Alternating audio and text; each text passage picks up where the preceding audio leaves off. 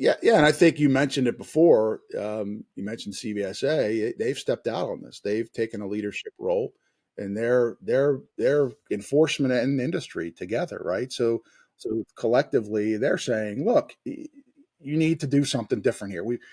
You know, in 2009, we had 3,400 people dying on the roads. Last year, or 2021, we had 5,700. It ain't working, folks. We got to do things differently. Trucking is difficult. It's an essential industry that every corner of the nation depends on, even without knowing it. To the average consumer, the supply chain is magic, and sometimes a black hole. Products on store shelves, dinner on restaurant tables, packages on doorsteps. It's expected to be there on time, every time, and only recognized if there's a service failure. But how is a sausage made? Who's talking about the issues that matter to trucking companies? Welcome to True North Truck Thought, or the TTT Pod for short, a monthly podcast hosted by Scopelitis Transportation Consulting and brought to you by True North Companies. We're here to demystify the magic, address the black holes, and to talk trucking to the industry we love. Whether it's the latest research, upcoming laws and rules, safety issues and solutions, or practical discussions about real-life supply chain challenges, the TTT Pod is here to help the most important industry in our country to navigate its greatest challenges and opportunities. We bring together some of the best and brightest experts to talk about and tackle some of the most pressing industry issues. So without further ado, I'm Steve Keppler. And I'm Sean Garney. Let's get trucking. TTT subscribers will recall that the very first episode of this podcast examined the intersection of safety and compliance. In it, we talked about FMCSA's enforcement regime and how, as well-intended rules were created to improve safety, many more were written to facilitate enforcement of these rules. This is part of what frustrated the trucking industry with the introduction of FMCSA's Compliance Safety Accountability Program. Through CSA, motor carriers were being penalized for not complying with the rules for which they saw little, if any, nexus to safety. Meanwhile, the trucking industry headed full throttle into the future of safety, developing new methods, programs, and technologies that, while not required, take time and resources to develop, design, and implement. They did so to reduce incidents and accidents. They did so to improve highway safety. As these innovators blazed a new path to safety, frustration grew about the perceived misconnection between compliance and safety.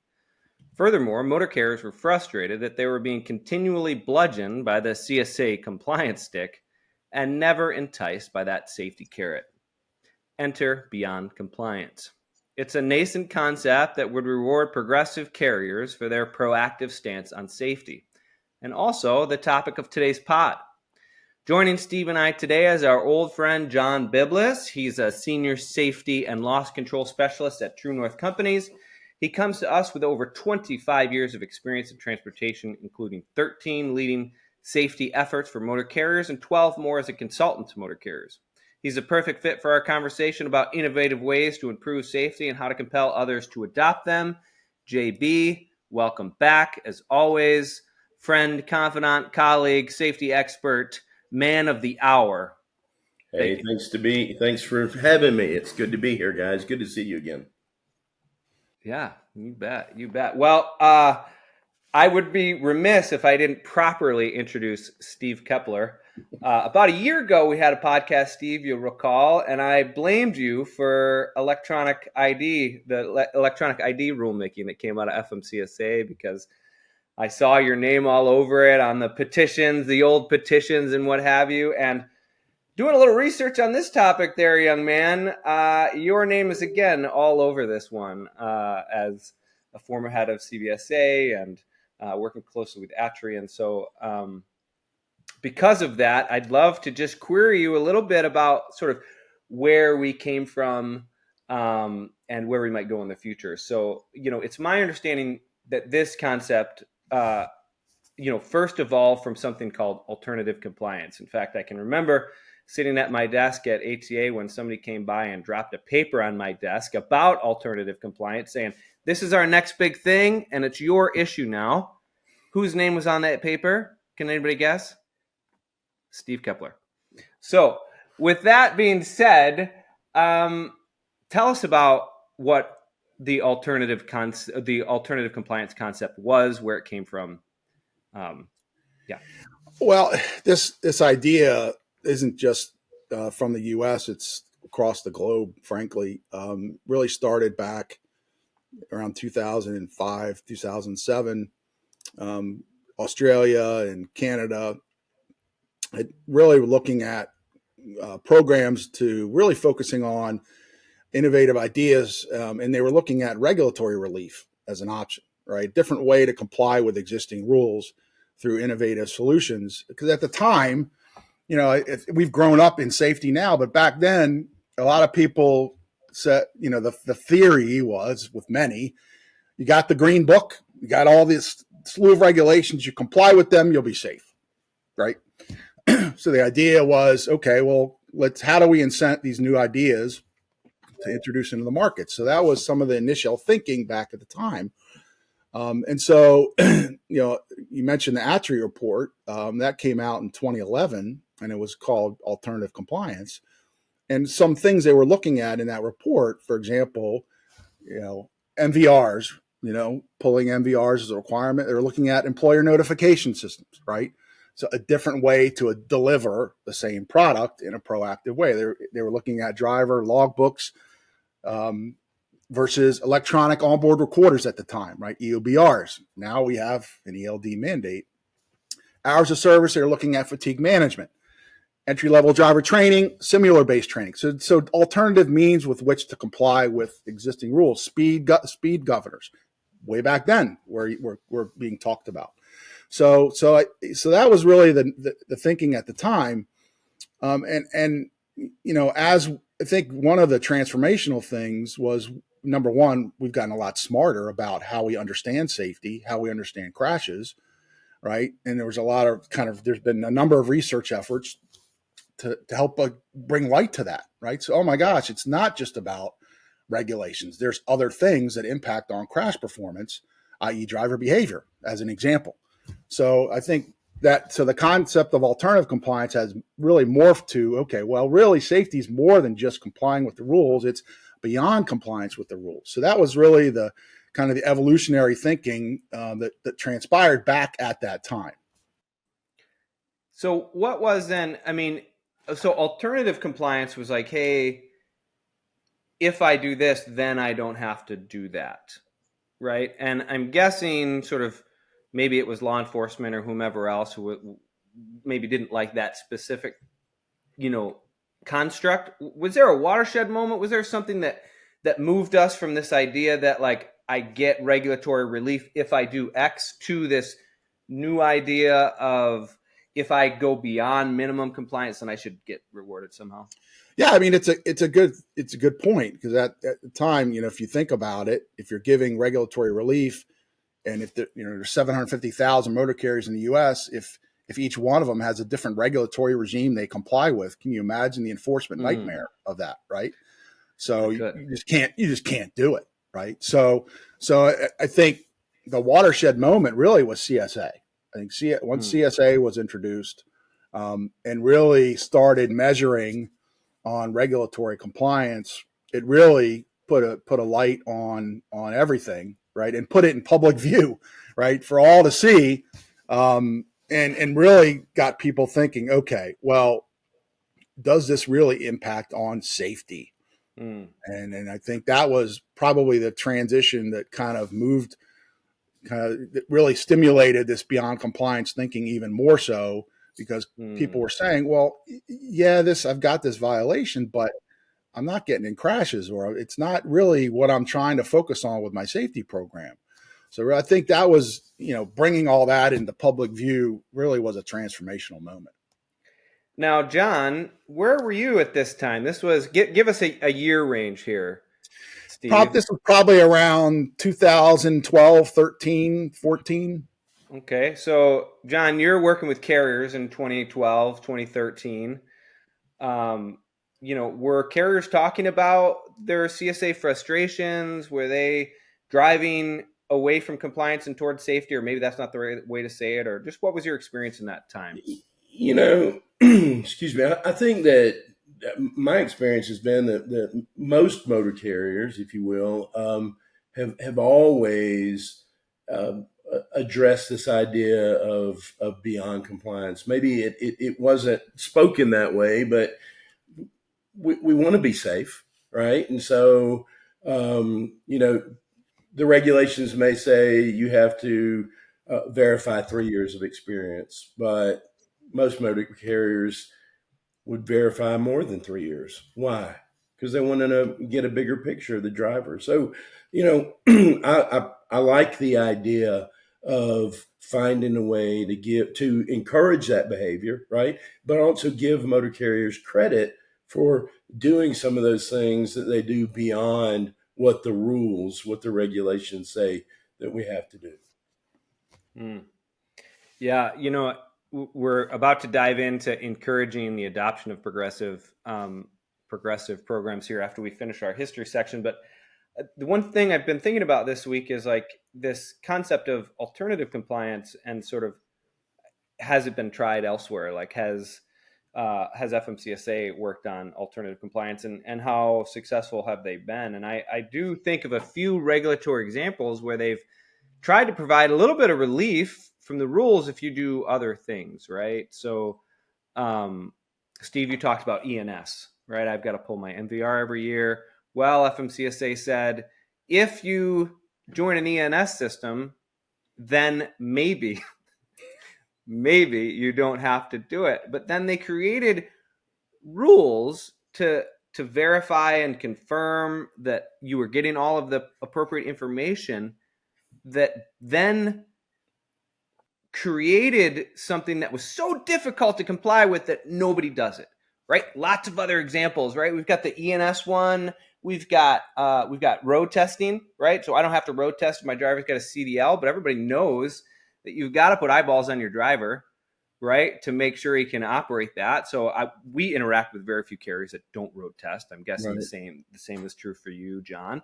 The pre-employment drug testing exemption, I don't have to pre-employment drug test my driver if I can prove X, Y, and Z.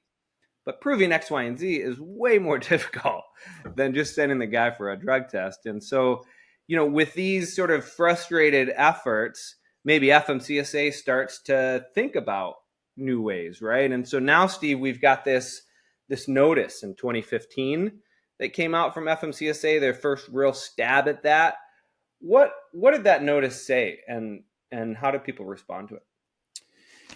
Well, it really was say, okay, we've heard from the community. There's a number of other Transportation Research Board, the ATRI work. We've heard from the community this is something that's important. You want it, and you think the agency should do something about it. So essentially put out a notice that says, all comers, give us your ideas. What do you think about this idea? What do you think about us giving incentive-based solutions to, different solutions to incentivize safety?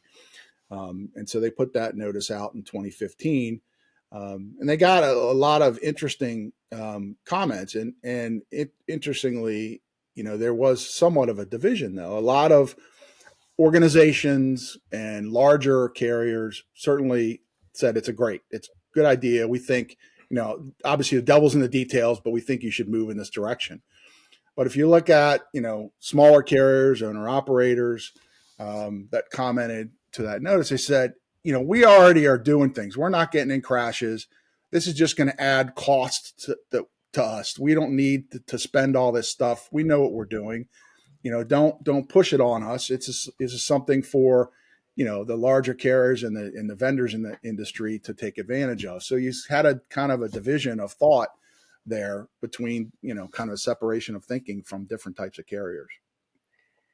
Is that something you experience, John? The commitment or the dedication to moving beyond compliant? Is there a difference there, or is it just a different way that they sort of skin the same cat, right? Like we're all trying to improve safety. And so larger carriers maybe buy technology, but smaller carriers do other things, or what do you think about that? Sometimes I struggle with the larger, smaller. I would agree that, the idea that the larger carrier probably has more resources, or a little bit maybe more sophisticated in their processes and their procedures and policies. That's a good idea, but I also think that there's a lot of smaller carriers that work very hard to preserve their business, right? I mean, everything that we're doing, that we're talking about, at the end of the day, we're creating safer roads. But if we're having less accidents, we're putting our motor carriers in a position to better preserve and promote their business. And so, as I look at the motor carriers that I work with, there again, like you said, Sean, a lot of larger carriers embracing the technology. Maybe they have the resources to do some of the things that the smaller carriers do. Frustration of mine is that vendors discount resources based on the volume that you buy. And I always, when it comes to this volume based buying, especially electronics and stuff, I kind of go toe to toe with the vendor saying, look, you're leaving a lot of people out. Why don't you just price it and let's get everybody on board. But I think that, I like to look at it as there are plenty of companies on various different sizes that are working hard to get their business better, with the idea of road safety. I think picking up on that, if you look at some of the other historical documents that have been produced, there's been a litany of things done over the years, the Motor Carrier Safety Advisory Committee and the like, TRB's gun reports. A lot of the conversation in those reports is it's not just about technology. There's other practices that carriers have implemented successfully to improve safety that aren't required by regulation. And so those types of things need to be accounted for because they do work if done right. Yeah, I love that you brought us there, Steve. As you know, we had some staffers pull together some data on the docket from 2015, and I'll share that with you. Our sort of back of the envelope analysis of these comments: 113 comments, 51% supportive. 51% of those that commented, major associations, large motor carriers, commented pretty much in support. Maybe some devils in the details, but like this is a path we need to be going down. 28% opposed, just straight up opposed. These were mostly comments from smaller motor carriers and individual drivers that were like, hey, I can't compete with this, and you can't be giving these guys credit because I'm working hard. But some of those smaller carriers spoke just to what you were talking about, Steve, to say, here's some ways that I improve my safety, right? One fella I thought was a particularly interesting idea. He's like, well, why don't we see if drivers will voluntarily submit sort of a flight plan? Here's my origin, here's my destination, here's my route, here's when I'm going to rest, and I could get credit for that. Now, I'm not saying that's a workable idea, but it is an example of like a programmatic change that they believe could improve safety. So we had those. And then we had 21% who I would call sort of no position. And many of those folks were like, I'm just a little weary about what it's going to look like. So I'm withholding. So really we have 51% strongly in support. Clearly this is something we need to do. And if you add to that the 21% of people who have no position, Steve will put those numbers together quickly and tell us that the answer is 72. 72% are at least wanting to get on the boat and travel down the river a little bit. So that's pretty good. So, but we can tell it's mixed, right? And we've got all of this data and reports, and you're right, they've been working on it. So I think for that MCSAC meeting was like 2007 or something. Yeah. And so we've been working on it for a long time. We've got lots of reams and reams of data and thought on it. And then Congress comes in, right? And Congress is like, hey, children. Tell us, Steve, what did Congress say? Well, they basically said, because of before we talked about CSA, they basically said, FMCSA, we've heard from the community, and we think you need to, they basically directed the agency to establish a program. We think there's enough interest in the community, directed them to develop a program. And in their direction to the agency, they said, you need to look at tying it to CSA and SMS scores as part of that direction. And they put timelines in there about, producing reports, get the program launched, and producing reports. And so that that happened at the end of 2015, in the middle of while FMCSA was reviewing all these comments. In 2016, they held listening sessions, and partially in response to Congress to gather additional feedback through different mechanisms to gather additional input in the 2016 timeframe. And it's really been silent since then. The agency has done some they initiated a research program in 2018 that concluded back about a year and a half ago, but that research report has not been released yet. So that's really all the agency has done since that time. At least publicly. Yeah, at least publicly, right? Because we understand the report is complete, but they've not reported to Congress or anything. Is that right? Yeah, that's correct. Okay. Okay, so while now we're up to speed, let's talk about what a beyond compliance program could or should look like, right? Because that's been some of the biggest challenges, at least in my opinion. It seems like one of the biggest reasons why FMCSA hasn't acted since 2015 is that they're just not sure how to build this type of system. Now, Steve, there are other examples around the world, right? And I certainly didn't prep you for this question, but I know you're very familiar with Australia's program. Can you provide just a little bit of flavor on what's happening elsewhere in the universe on this? Well, I think Australia's, I'm not up to speed with what their TruckSafe program has done recently, but I know the Alberta program, their Partners in Compliance program, is something that they've had in place for several decades and is still active. And in fact, they are reviewing it now to look at evolving it, where they provide incentives such as impacts to scoring methodology. They have a different scoring methodology up there. They offer financial incentives for carriers that are part of the program. They'll give discounts, for example, in credentialing fees and things like that. So it's operating. It's been operating for I think 28 years or so in that time range. So they've had it, but they're evolving it too. Because new things are coming down the pike, and so they're looking to revise it as well.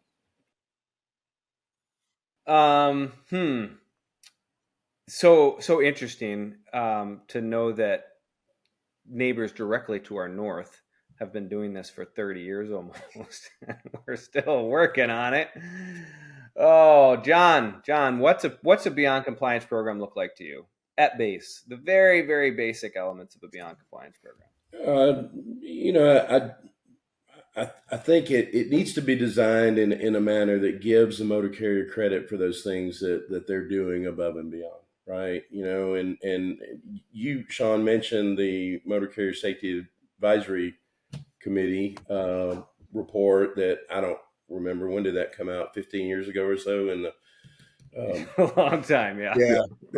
There was two of them, yeah. Mm-hmm. And I reviewed that earlier. I was talking to Steve, and I think this idea that motor carriers do a lot above and beyond already it is important, and we need to find a way to quantify that and give people encourage that behavior, right? Because motor carriers are doing that today because they find positive results. They're not getting rewarded from CSA or from FMCSA or there's no credit on their scores or anything else, but they find that adopting these policies, whatever they may be, enhanced driver screening or vehicle safety technology or anything like that they find real world benefits of doing that. So let's find a way, and that's, I guess, the challenge, right? Is how do you put these things in a bucket and then make it equitable? We got large carriers that can afford things and smaller carriers that don't. I mean, that to me is the challenge. But when I looked at that report, and I told Steve this, I found it really interesting that they had 4 different items in the vehicle safety focus area. identify and deploy active safety technologies. Now, this was written, I think, when I looked at it, 2007, right? Well, if you buy new equipment, the industry has done that today, right? You can't buy new equipment without active safety technologies on them, right? Number two, consider EOBRs. Well, we've got electronic logs. Yeah. That's done, right? Consider vehicle speed limiters. From a regulatory standpoint, we're doing that. There's a lot of up and down discussion. That's a whole nother podcast, right? But look at one of them lane departure warning or something? Well, I think Which which is- is the active safety technologies. The last one, though, was automatic transmissions.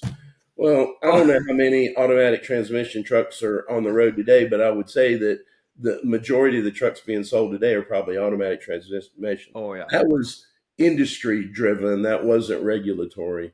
The active safety technologies was industry driven, not regulatory. EOBRs, electronic logs, we probably wouldn't have gotten there without regulatory guidance, if that's a fair word. But it's not. It's not. Vehicle speed limiters. I mean, look how many trucks are riding up and down the road that are governed at some speed at this point. So, yeah. The industry, my point being, the industry does a lot of things already. I love the idea. I just got, the challenge is going to be how do we quantify and make it work where carriers are getting credit.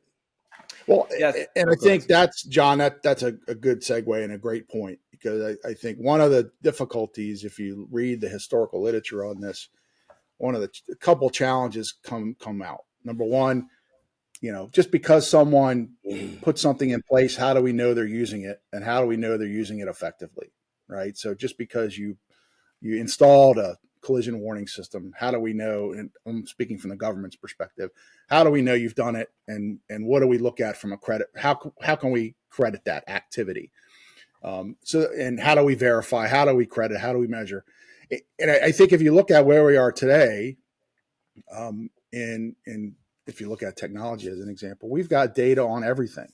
We can measure so much more than we ever could before, and there's lots of reasons why that's happening. But I'll give this one specific example of a study that recently came out on dash cams.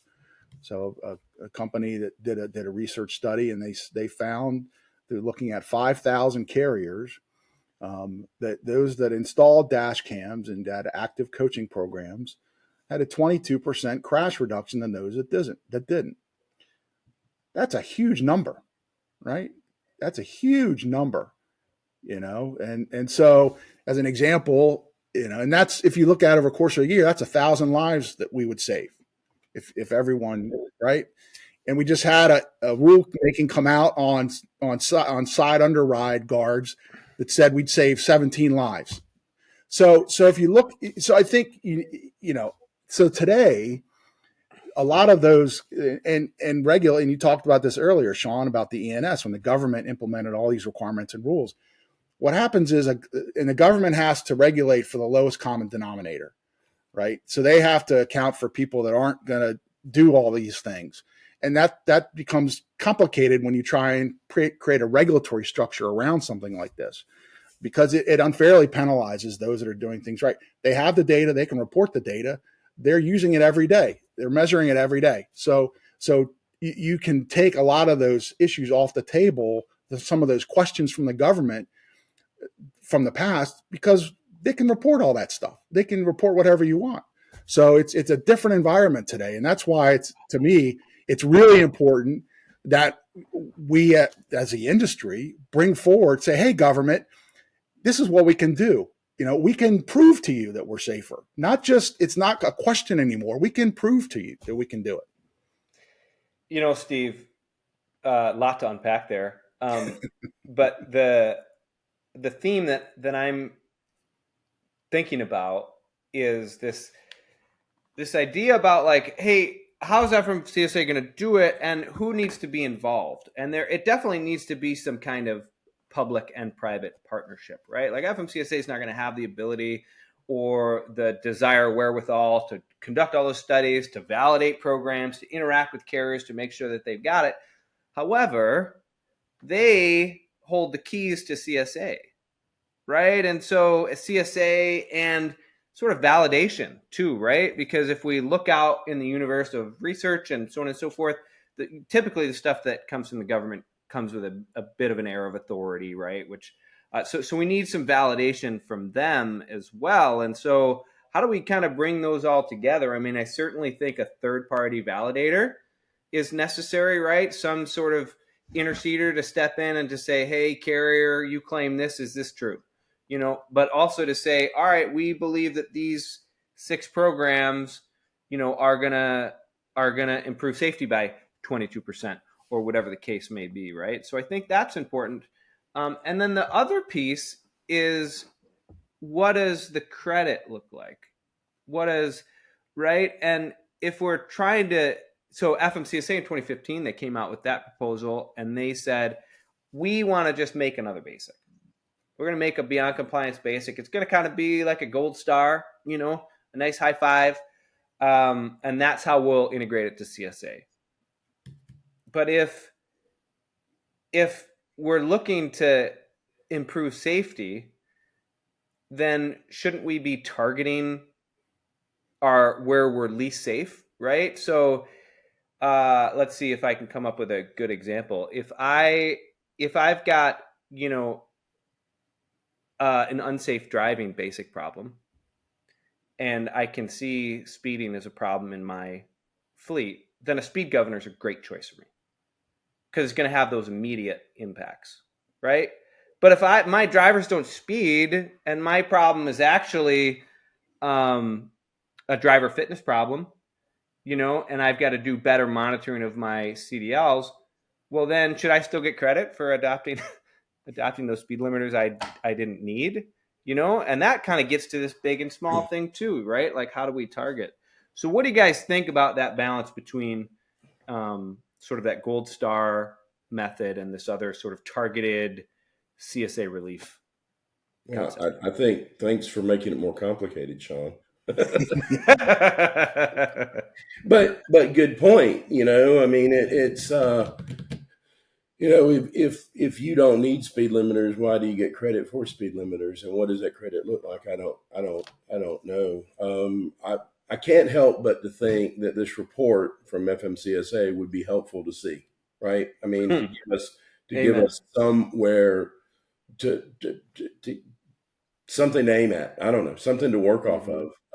Either that or the, I don't know. Does the industry move forward? I see CBSA twice in the past couple of months have, reached out and spoken up and promoted, beyond compliance and why don't we get moving on it? And I think that, maybe, hopefully, is the catalyst for some more action. I don't know, but I don't know. I guess my question is, what is the next step? Is it waiting on the government to do something, which we know can take forever?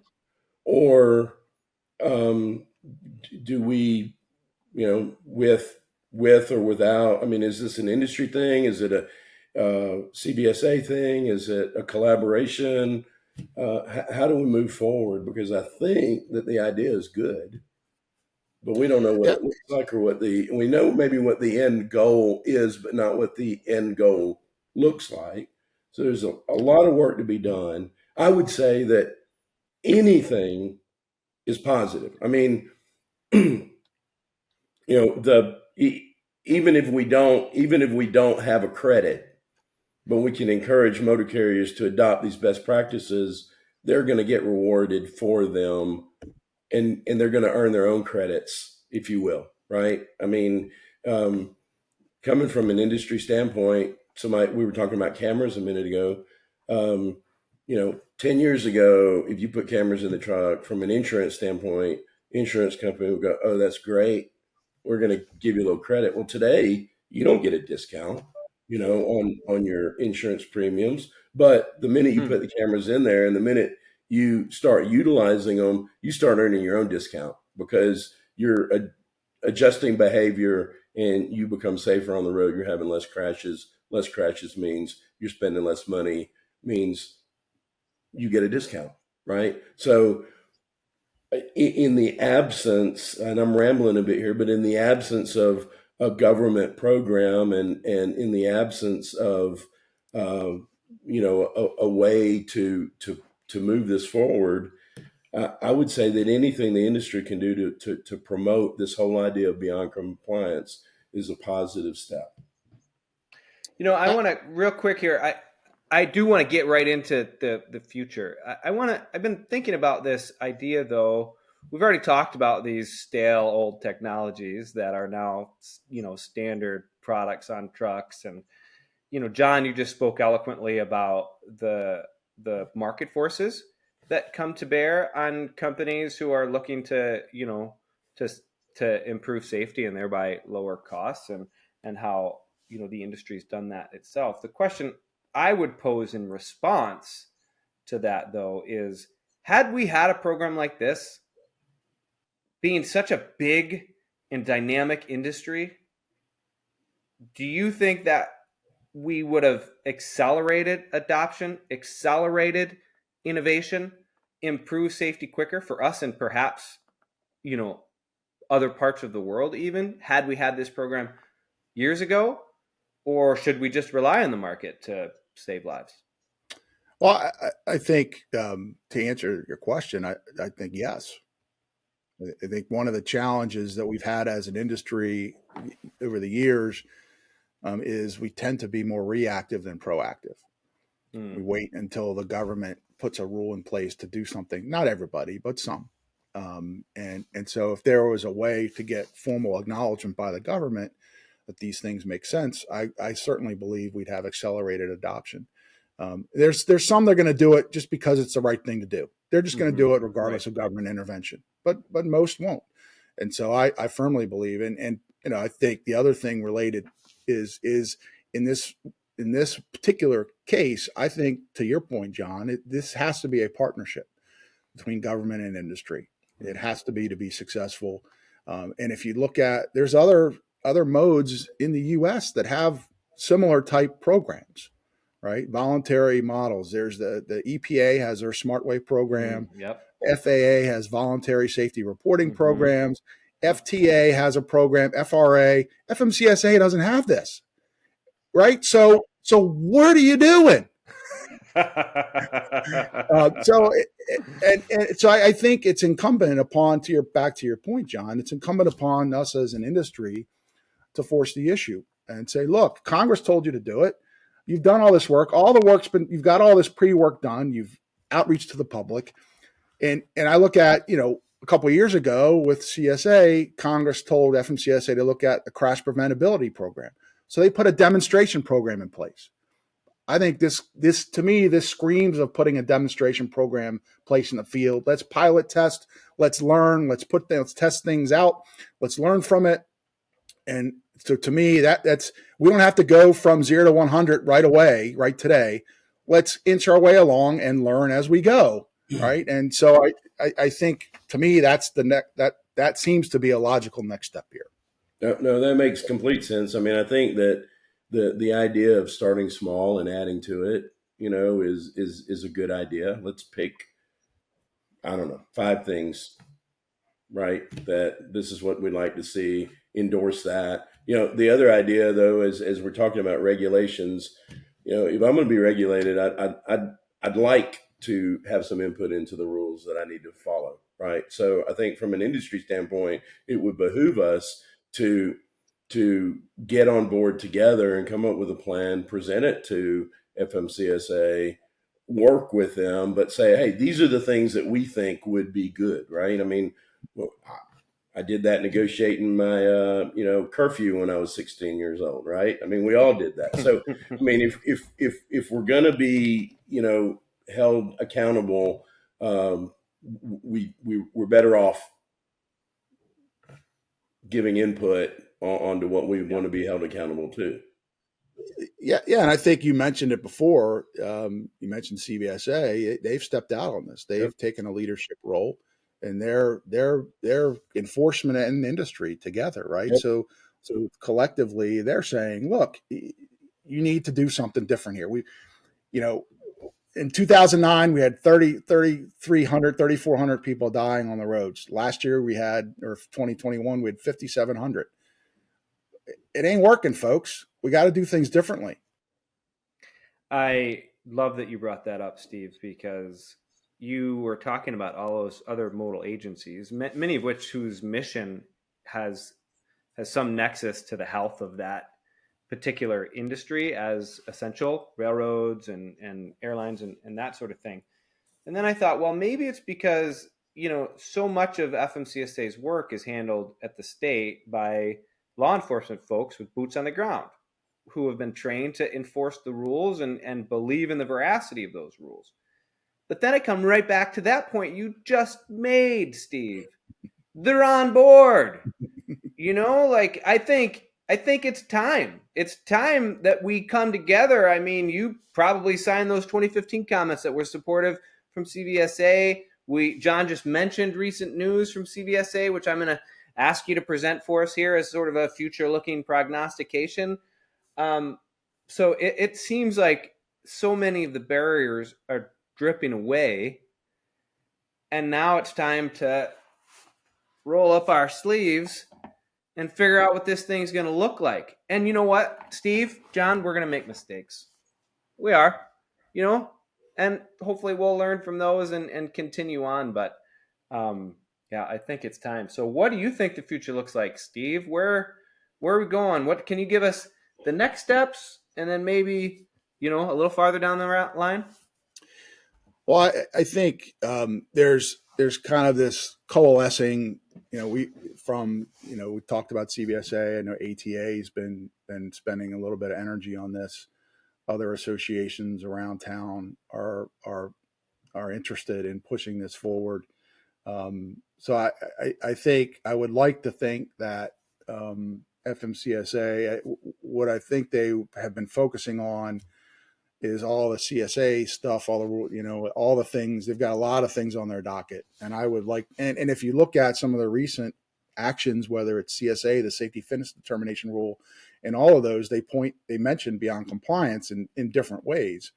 Right. So I would like to think that they would take, feedback from those comments, the CVSA letter, other people, and say, look, okay, we're going to do something here, and here's what we'd like to do. But I think, back to your point, John, I think it's going to be industry driven. So I think at the end of the day, the industry will have to come forward and say, okay, FMCSA, we've got some ideas here. Back to your point, John, we think these things are things you should focus on. And I'd like to think that we'll see a pilot program that FMCSA would kind of endorse and help fund, and through a third party evaluation, kind of evaluate it. So I see that as a next logical step of an outgrowth of this, and a partnership where industry is involved, industry's part of it. Whether it's through the Motor Carrier Safety Advisory Committee where that work could take place, or independently, because FMCSA is going to need that input and feedback along the way. So I think that's a logical next step, because one of the big challenges the agency still is going to have is how we're going to manage this thing, and what's the agency role versus the private sector.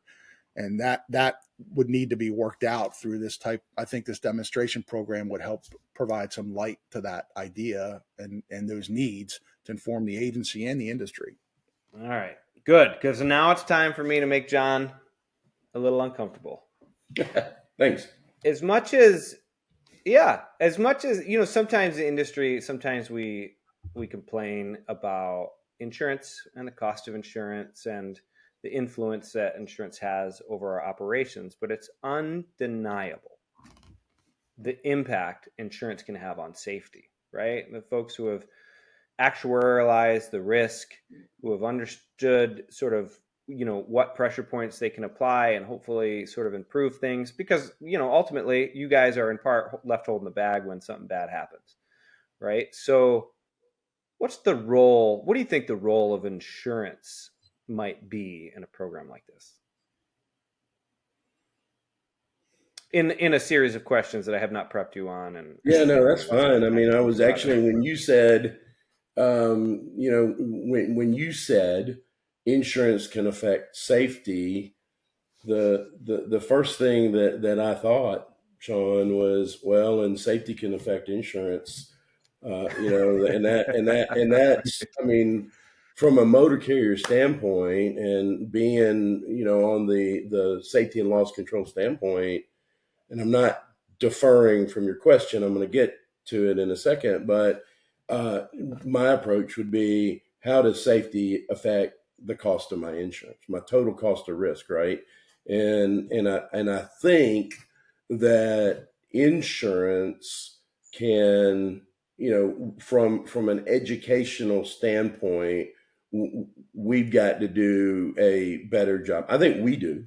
I think True North works very hard with our clients to help them understand the effect that their efforts can have on their insurance program. The cost of insurance, we don't even want to talk about the cost of insurance because it's the total cost of risk, right? It's everything that comes with that crash, right? Not just the insurance policy, but the deductible, the downtime, the people that are hurt, whether it's your driver, other drivers, whatever, the total cost. But I think from an insurance industry standpoint, that's another player in this, right? Hey, from the efforts that you, the motor carrier, make to become safer, right, to reduce your total cost of risk, is going to be a benefit for everybody, Well, And I think that's a good point, John. And I would argue, and to add to this, that, and sir, I love your thoughts here, but because of this vacuum that FMCSA has created and them doing nothing on this program for 9 years, the insurance industry has taken it on. You're dealing with dash cams. You're dealing with all these non-compliance, these non-regulated solutions that the industry is doing on their own. So you've probably got a good visibility as anybody in terms of how this impacts safety and what works and what doesn't work. And so I think you guys are in a position to say, yeah, this works because we see it every day with our insureds.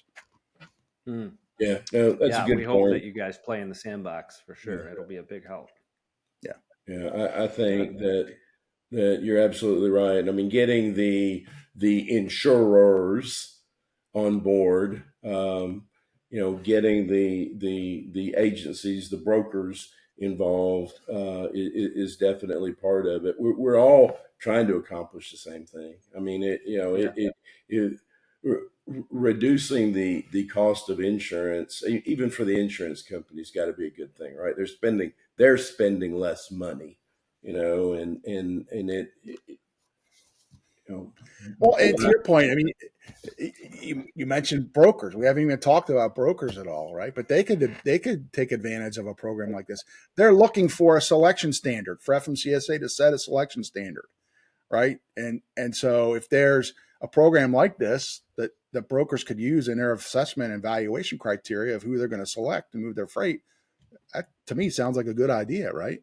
Well, yeah, you segued into that on your own, Steve. I was talking about the insurance broker, the insurance agent. Yeah. You're talking about, Sorry. But no, Sorry. I like it. I like it. I mean, as an industry, same thing. I mean, the brokers, right? The freight brokers need to be interested in selecting the best possible carrier to use, because they then are reducing their liability. We've seen the liability go to the freight broker, and multiple, litigious examples. So yeah, I mean, this is it could be an industry wide, answer or collective answer. Yeah, really, really appreciate that. To get to industry wide, it looks like we still have, what did I say, Steve? 21% at least of the industry that's the vocal 21% of the industry to convince that this is a good idea, which means that we need to bring solutions that are good for them and for everybody else. But I can say with confidence that I've heard this conversation happening a lot more we kind of set it down for a little bit, and I think the industry is ready again to accelerate. We are looking for ways to curve that trend back down. In 2009, when we were talking about it, we're like, well, safety has plateaued and we need to way to accelerate that. Well, since then, we've sort of started to come up again. So it's about high time that we come up with creative solutions to solve specific problems. So I'm gonna call that my sign off, and I'm gonna send it back to you guys for some final thoughts, and then maybe Steve can take us out. Yeah, I think so. Just to pick up on that point there, to me, one of the other benefits of doing a program like this is, you're right, the numbers are going in the wrong direction, but there's a small subset of the industry that's creating those problems, and so if we're able to create a beyond compliance program to incentivize to incentivize good behavior, it's going to shine a spotlight more on those bad ones. And and the agency and the states can target their energy more on those bad ones and get them out of the business. And it'll rise the entire industry up and improve safety, in my mind. So, John, that's final thoughts. I think that's a good point, Steve. There's a small percentage of carriers that are probably causing these problems. I can't tell you how many times we've got clients that will go through a FMCSA, mostly focus reviews now, right? But sometimes full audits, and they'll come out of them, even though CSA said you should look at them. That was the idea, of CSA behind, so the scores say you should look at them. Then FMCSA shows up, they look, and they go, nothing here,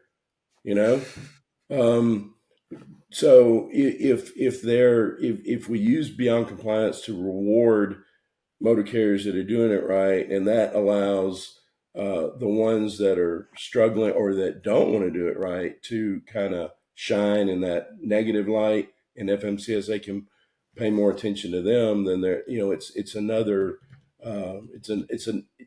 works for FMCSA, it works for road safety, and it also is an advantage to the motor carriers that are doing it right. So, and one of the things that the Transportation Research Board did in 2013, which is one of the things that was key to this, to me, is a key statement they made, is that even when CSA is operating at its maximum potential, the agency and the states are only going to be able to focus on 5% of the industry. So what are we doing about the other 95%? To the point you mentioned earlier, they regulate themselves by and large. So if we can give them incentives to do things the right way, right, that's gonna improve that large group of those that are in the middle, because they want to do things right. They're looking for some direction. They have the green book, but here's some other opportunities, things that work that have been proven. So to me, it's just a natural next step in our evolution of how we manage safety. And with the government, look at that. Should have got the blue book. Yes. The first, and to my knowledge, only textbook on trucking safety has a whole chapter on this alternative compliance, right? Talking about finding ways beyond minimum compliance to improve safety. Our good friend Ron, written by our good friend Ron Nippling. Yeah, rest in peace. Yes. Tough year for Ron. All right. Well, Steve, John, thank you so much, as always, for your time here on the podcast today. Love these discussions. Hope our listeners are picking up some good tidbits from it too. Appreciate everybody in this holiday season, of course, especially our truck drivers out there. So shout out to everybody on the road today. And with that, I'll pass back to Steve to take us home. Yeah, I think for those of you that are listening, if this issue interests you, I would encourage you to get actively involved. Talk to people about it, learn more about it, talk to FMCSA, get engaged. This is something that I think will benefit our entire industry. So with that, we'll close it out. Thanks for listening to this episode of True North Truck Thought. If you enjoyed the topic today and want to tune in for future conversations here on the TTT Pod, make sure to follow us. Also, please don't hesitate to let us know which topics you want us to cover in future episodes. Drop us a line in the comment section or send an email to transportationnews@truenorthcompanies.com. Thanks and have a safe day.